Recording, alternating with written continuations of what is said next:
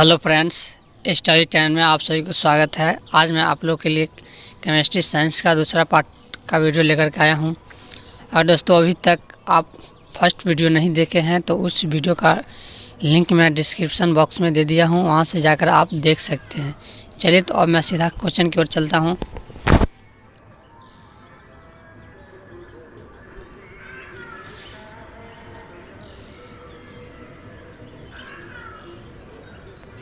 चलिए, first question है, निम्न में से किस उपस्थिति के कारण पीतल का रंग हवा में फीका हो जाता है?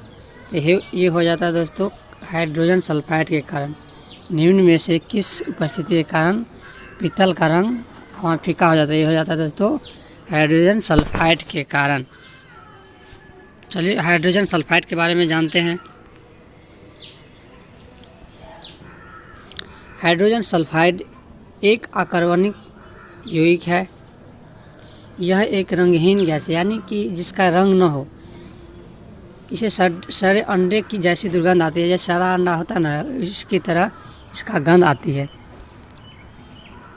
यह वायु में नीली ज्वाला के साथ जलता है। यह दुर्बल अम्ल है। यह एक दुर्बल अम्ल है।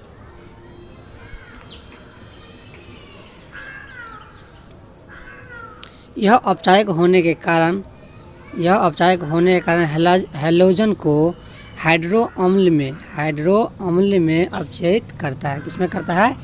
हाइड्रो अम्ल में अपचयित करता है। यह लेड एसीटेट पेपर को काला कर देता है। यह सोडियम नाइट्रोक्साइड विलयन के साथ बैंगनी रंग देता है। किसके साथ देता है? नाइट्रोक्साइड विलयन के साथ बैंगनी रंग देता है। चलिए, नेक्स्ट क्वेश्चन है, विज्ञापन साइन बोर्डों पर सजावटी बत्तियों में आमतौर पर प्रयुक्त की जाने वाली गैस है। यह है दोस्तों नियॉन। कौन सा है? नियॉन। आमतौर पर प्रयुक्त की जाने वाली गैस है नियॉन। नियॉन की संकेत होती है Ne। क्या? Ne। चलिए, तो नियॉन के बारे में कुछ जान लेते हैं।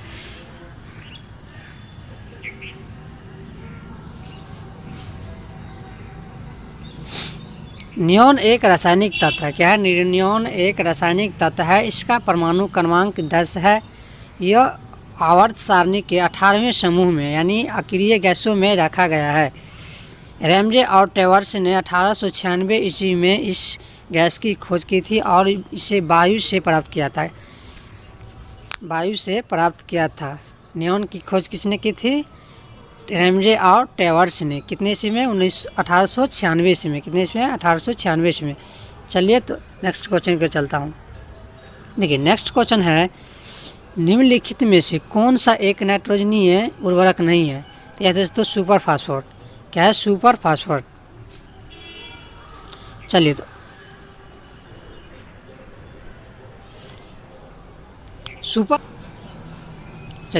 सुपर फास्फोरेट में फास्फोरस की संख्या 14.5% WS होती है और फास्फोरस में 16% CS होती है और कैल्शियम में 21% होती है और सल्फर में 11% होती है।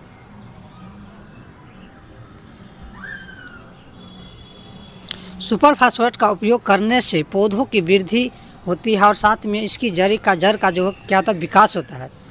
फसल गुणवत्ता एवं उपज में भी वृद्धि होती है। इसके अलावा इसमें उपस्थित सल्फर की मात्रा भी पाई जाती है, जो कि फसलों में क्लोरोफिल का निर्माण कर पौधों में प्रोटीन का प्रदान करता है। ये सुपर फास्फोरस का प्रयोग करने से पौधा में बहुत विकसित होती है। चलिए, तो नेक्स्ट क्वेश्चन पर चलता हूँ। नेक्स्ट क्वेश्चन है, हाशिए गैस का रासायनिक फार्मूला क्या था? हाशिए गैस का रासायनिक फार्मूला था N2O। क्या? N2O। क्या? N2O।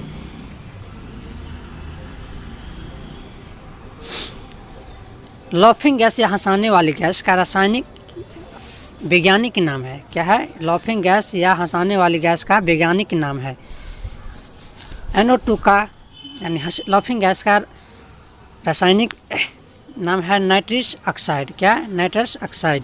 इसका रासायनिक फार्मूला होता है N2O। क्या? N2O।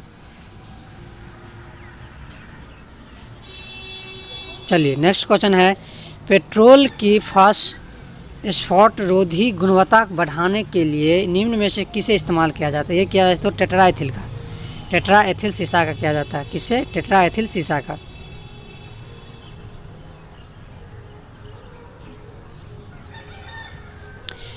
टेट्राएथिल सीसा यानी इसका सूत्र होता है C2H5 यह एक बहुत विषैला पदार्थ होता है।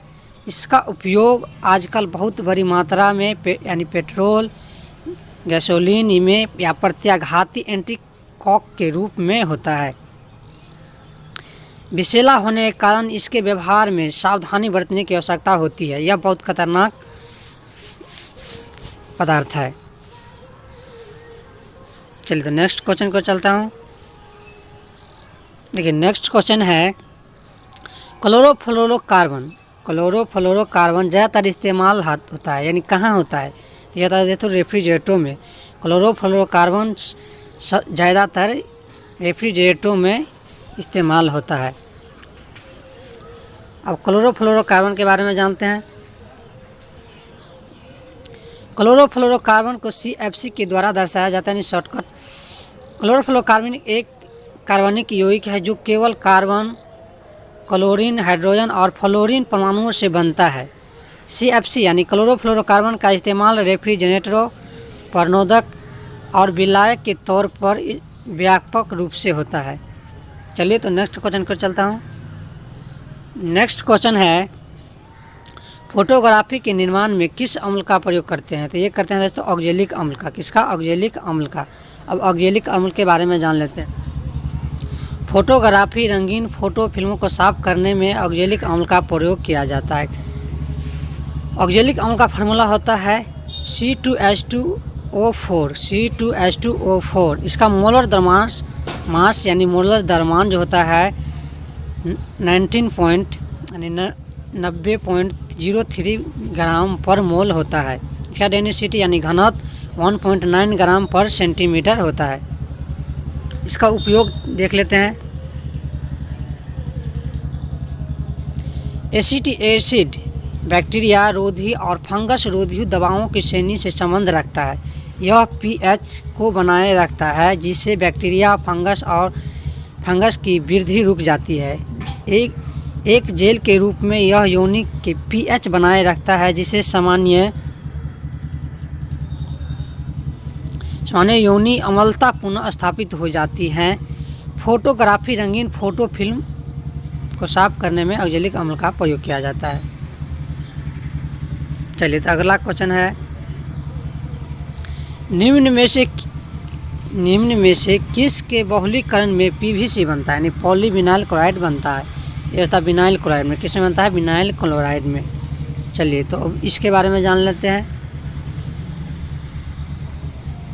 विनाइल क्लोराइड एक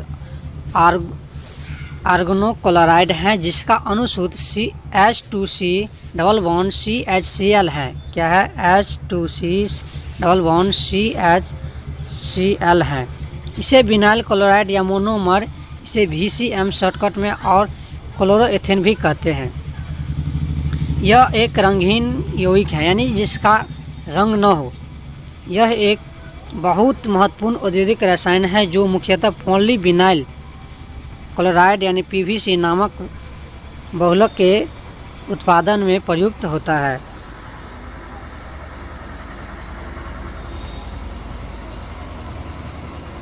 इसका वार्षिक उत्पादन लगभग 13 बिलियन किलोग्राम है। इसकी गिनती विश्व में सर्वाधिक उत्पादित 20 सैलो रसायनों में होती है।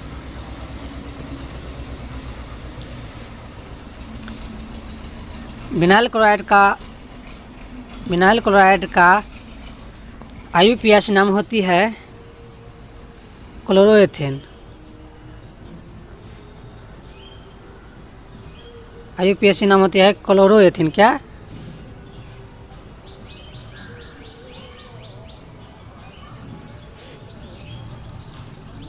चलिए तो नेक्स्ट क्वेश्चन को चलता हूँ।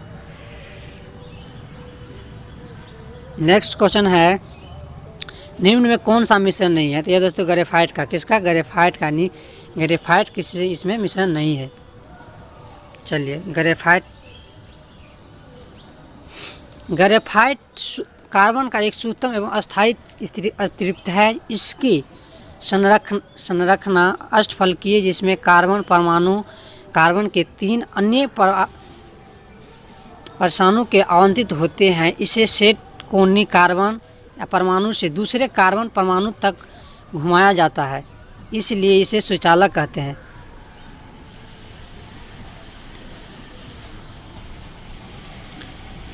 ग्रेफाइट के नामकरण शब्द, ग्रेफाइट शब्द ग्रीक शब्द ग्रेफो से लिया गया है। किसे?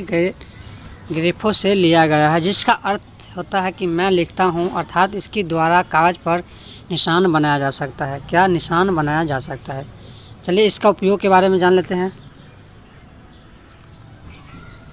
ग्रेफाइट का उपयोग पेंसिल की लीड, घड़ियों की कमानी बनाने में होता है। उच्च ताप पर चलने वाली मशीनों में इसको तेल या पानी के साथ मिलाकर स्नेहक के रूप में प्रयोग किया जाता है। इसका उडर पॉलिश करने के काम में आता है। न्यूक्लियर रिएक्टर में मॉडरेटर के रूप में इसका उपयोग किया जाता है।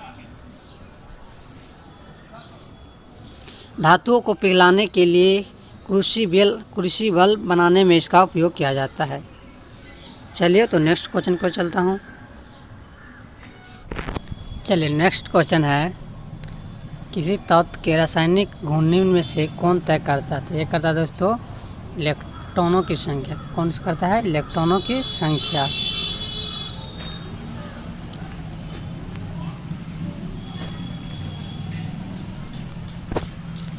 बात करते हैं इलेक्ट्रॉनों के आविष्कार किसने किया था? इलेक्ट्रॉनों के आविष्कार जे थॉमसन ने 1897 ईस्वी में किया था। कब किया था? 1897 ईस्वी।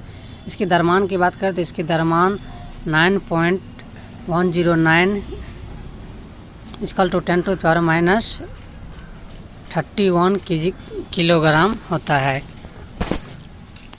इसके 1 कूलम का मान होता है 1.6 इक्वल टू 10⁻19 कूलम। रेडियोधर्मिता की खोज किसने की थी? तो ये की थी हेनरी बेक्वेरेल ने। किसने? हेनरी बेक्वेरेल। रेडियोधर्मिता की खोज हेनरी बेक्वेरेल ने की थी।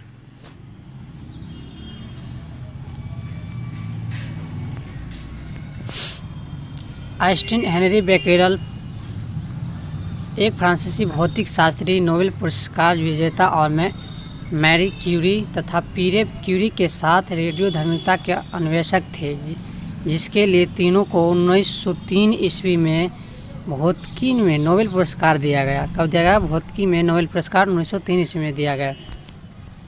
हेनरी बेक्वेरेल का जन्मदिन 15 दिसंबर 1852 ईस्वी को हुआ और मृत्यु 15 अगस्त 1908 ईस्वी को हो गया। चलिए, तो नेक्स्ट क्वेश्चन को देखते हैं। नेक्स्ट क्वेश्चन है, हाइड्रोजन बम विकसित किस किया था? हाइड्रोजन बम का विकसित किसने किया था? हाइड्रोजन बम एडवर्ड टेलर के द्वारा किया गया। किसके द्वारा? एडवर्ड टेलर के द्वारा किया गया।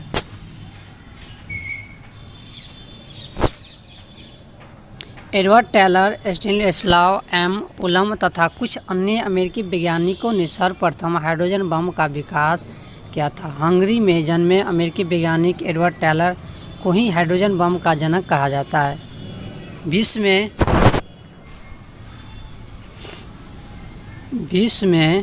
हाइड्रोजन बम का पहला सफल परीक्षण 1 नवंबर 1952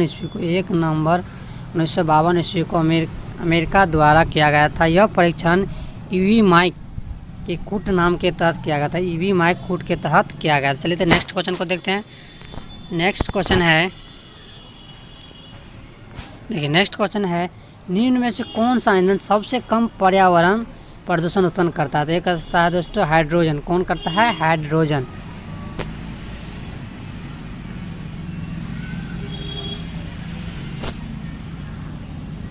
हाइड्रोजन एक रंगहीन एवं गंधहीन गैस है जो पर्यावरण प्रदूषण से मुक्त भविष्य की ऊर्जा के रूप में देखी जा रही हैं। वाहनों तथा बिजली उत्पादन के क्षेत्र में इसके नए नए प्रयोग पाए गए हैं। हाइड्रोजन बम के साथ सबसे बड़ा लाभ यह है कि ज्ञात ईंधनों में प्रति इकाई द्रव्यमान ऊर्जा इस तत्व में सबसे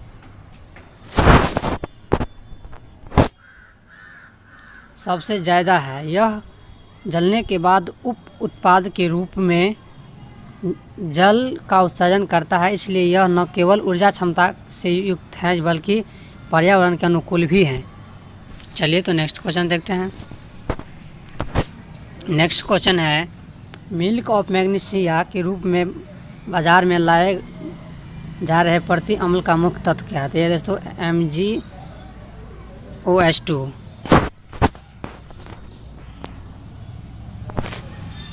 मिल्क ऑफ मैग्नीशिया के रूप में बाजार में नए जा रहे प्रति अम्ल का मुख्य तत्व है मैग्नीशियम हाइड्रोक्साइड है। यह एक अकार्बनिक यौगिक है। यह श्वेत रंग का चूर्ण है। इसका गलनांक बहुत उच्च होता है। इसका प्रयोग शीरा से चीनी निष्कर्षण में किया जाता है। चलिए तो दोस्तों, उम्मीद है कि ये वीडियो आप लोग को अच्छा लगा होगा। अगर अच्छा लगा होगा तो आप लोग हमारे चैनल को सब्सक्राइब अगर अभी तक नहीं किए हैं तो सब्सक्राइब कर लीजिए, लाइक कीजिए, साथ में बेल आइकन घंटी दबा लीजिए, क्योंकि रोज़ मैं इसी तरह का वीडियो आप लोगों के लिए टाइम पर लेकर आऊँगा।